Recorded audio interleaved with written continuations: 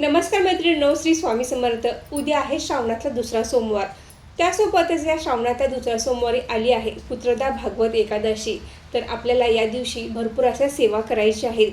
श्रावणातल्या दुसऱ्या सोमवारी शिवामुठी तीळ आहे, पण आपल्याला शिवामुठ तीळ अर्पण करत असताना तीळ पांढरे अर्पण करावे की काळे अर्पण करावे, त्याचबरोबर या दिवशी कोणत्या महत्त्वाच्या सेवा करणे आवश्यक आहे, प्रखर असा पितृदोष निवारण्यासाठी श्रावणातल्या दुसऱ्या सोमवारी कोणत्या सेवा करणे आवश्यक आहे याची संपूर्ण माहिती आपण आजच्या व्हिडिओमध्ये घेणार आहोत. तर व्हिडिओ स्किप न करता शेवटपर्यंत नक्की बघा. नमस्कार मैत्रिणींनो, मी सारिका भक्ती विश्वमध्ये तुमचे मनापासून स्वागत करते. बघता बघता श्रावणातला दुसरा सोमवार आला देखील. पहिल्या सोमवारी नागपंचमी आणि पहिला श्रावणी सोमवार एकत्र होते आणि आता दुसऱ्या सोमवारी पुत्रदा भागवत एकादशी आणि श्रावणातला दुसरा सोमवार एकत्र आलेला आहे. तर आपल्याला भरपूर अशा सेवा करायच्या आहेत.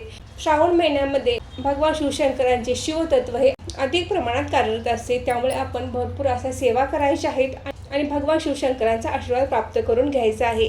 तर मैत्रिणींनो, उद्याचा श्रावणातला दुसरा सोमवार आहे. तर आपण सकाळी लवकर उठायचं आहे.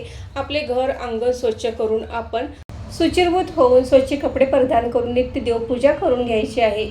नित्य देवपूजा आटपून आपण भगवान शिवशंकरांच्या शिवपिंडीवर जलाभिषेक करायचा आहे. तुम्ही अभिषेक पंचामृताने किंवा शुद्ध पाण्याने किंवा साखरेने, मधाने, उसाच्या रसाने, तुम्हाला ज्या पदार्थाने अभिषेक करणे शक्य आहे त्या पदार्थाने तुम्ही अभिषेक करायचा आहे.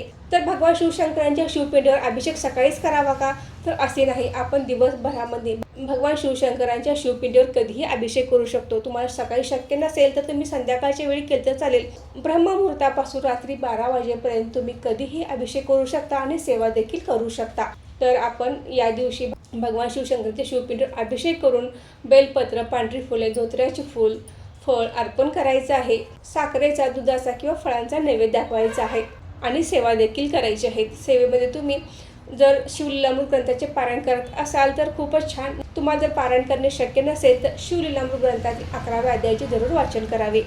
त्याचबरोबर तुम्ही शिवस्तुती, शिवाष्टोत्तर नामावली, द्वादश ज्योतिर्लिंग स्तोत्र याचे देखील तुम्ही पठण करू शकता. रुद्राभिषेक करणे शक्य असेल तर ते देखील तुम्ही करू शकता. रुद्राभिषेकाची सेवा अतिशय प्रभावी आहे. श्रावण महिन्यामध्ये एकदा तरी रुद्राभिषेक जरूर करावा. रुद्राभिषेक केले जे तीर्थ असते ते घरातील सर्वांनी प्रसाद म्हणून घ्यायचं आहे. त्याचवर तुम्ही महामृत्युंजय मंत्राचा देखील 108 वेळा जप करू शकता. ओम त्र्यंबकम यजामहे सुगंधी पुष्टिवर्धनम उर्वारुकमेव बंधना मृत्यू मोक्षे महामृतात हा मंत्र जप 108 वेळा जरूर करावा. तुमच्याकडे रुद्रयंत्र असेल तर रुद्रयंत्रावर देखील तुम्ही सेवा करू शकता, अभिषेक करू शकता. तर मैत्रिणींनो, श्रावणातल्या दुसऱ्या सोमवारची शिवामुठ ही तीळ आहे, परंतु तीळ काळे सुद्धा असते आणि पांढरे सुद्धा असते. तर आपण पांढऱ्या तिळाची शिवामुठ शिवपिंडीवर अर्पण करायची आहे. ओम नमः शिवाय म्हणत तुम्ही शिवामुठ अर्पण केले तर चालेल किंवा शिवा शिवा महादेवा माझी मूठ ईश्वरा देवा ननंद जावा भरतारा नावडतीची आवडती करे देवा हा मंत्र म्हटला तरी देखील चालेल. आपल्या उजव्या मुठीमध्ये तीळ घ्यायचं आहे आणि डाव्या हाताने त्या मुठीवर पाणी सोडून हा मंत्र म्हणून तीळ अर्पण करायचं आहे. शिवपिंडीवर काळे तीळ सुद्धा अर्पण केले जातात. जर तुम्हाला प्रखर असा पितृदोष आहे असे सांगितले असेल, तुम्हाला पितृदोषामुळे काही त्रास होत असेल तर तुम्ही आवर्जून काळे तीळ सुद्धा अर्पण करू शकता. त्याचबरोबर या दिवशी पुत्रदा भागवत एकादशी आहे. भगवान शिवशंकरांच्या पूजेसोबतच आपण बाळकृष्णाच्या मूर्तीवर देखील अभिषेक करायचा आहे. ओम नमो भगवते वासुदेवाय या मंत्राचा मंत्र जाप करत आपण हा अभिषेक करायचा आहे. बाळकृष्णाच्या मूर्तीवर पिवळे फूल आणि तुळशीपत्र देखील जरूर अर्पण करावे. त्याचबरोबर विष्णू सहस्रनामावलीचे देखील आपण पठण करायचं आहे. व्यंकटेश्वर स्तोत्राचे देखील तुम्ही पठण करू शकता. आणि त्याचबरोबर प्रखर अशा पितृदोष निवारण्यासाठी संक्षिप्त भागवत ग्रंथाचे आवर्जून या दिवशी वाचन करायचे आहे. प्रखर असा पितृदोष निवारण्यासाठी आपण ही सेवा आवर्जून करायची आहे. स्त्रियांना सासर आणि माहेर या दोन्हीकडचा पितृदोष असतो तर आवर्जून आपण शिवपिंडीवर काळे तीळ अर्पण करायचं आहे. त्याचबरोबर एकादशीला करण्यात येणारी प्रभावी सेवा म्हणून संक्षिप्त भागवत ग्रंथाचे आवर्जून या दिवशी वाचन करायचं आहे. या सेवेला आपल्याला 2 तास लागतो, तर आवर्जून या ग्रंथाचे वाचन करा.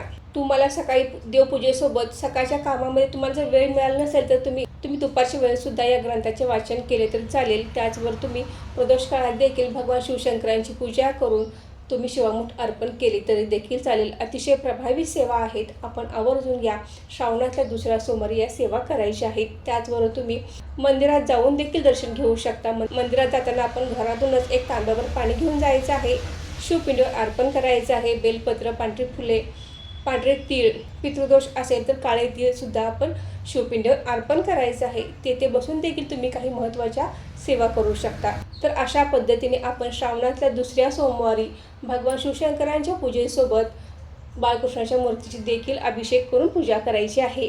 तर मैत्रिणींनो, आजचा व्हिडिओ इथे थांबवते. अशी माहिती कशी वाटली कमेंट करून नक्की सांगा.